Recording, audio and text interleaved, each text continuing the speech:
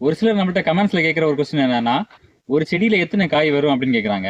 ஒரு செடியில ஒரு காய் தான் வரும். நம்ம அதை ரிப்ளை பண்ணாலும் ஒரு காய் தான் வரும் அப்படி ரிப்ளை பண்ணா அவங்க என்ன சொல்றாங்க கேட்குறாங்கன்னா, அப்போ அந்த செடி அதுக்கப்புறம் தூக்கி போட்டுற வேண்டியதுனா பிடுங்கி போட்டுற வேண்டியதுனா அவ்வளோதானா அப்படின்னு கேட்குறாங்க. அப்படி இல்லை. இப்போ இதில் பார்த்தீங்கன்னா இந்த காய் வந்திருக்கு.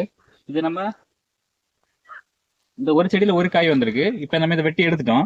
இந்த காய் வரும்போதே கூடவே நாற்றுகள் வரும்.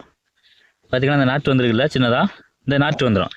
இது என்ன ஆகுன்னா, இனிமே இந்த நாற்று தான் வளர்ந்து பெருசாகி இதில் காய் வரும். அப்படி தொடர்ந்து இதில் நாற்றுகள் வரும், காய்கள் வந்துக்கிட்டே தான் இருக்கும். ஆனால் ஒரு செடிக்கு ஒரு காய் தான் வரும். நாற்றுகள் நிறைய வந்து அதில் நிறைய காய்கள் வரும். சரி, அதனால நம்ம இந்த ஃபஸ்ட்டு இந்த செடி நமக்கு இனி அவ்வளோதான் தூக்கி போட வேண்டியது அப்படின்னா அப்படி கிடையாது.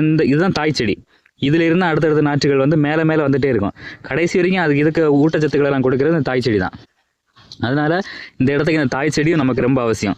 இல்லை நம்ம இது தாய் செடி வேண்டாம்னு சொல்லிட்டு இந்த நாற்றுகளை பிடுங்கி நம்ம தரையில் நட்டு வச்சா அதுவும் நல்லா தான் வரும்.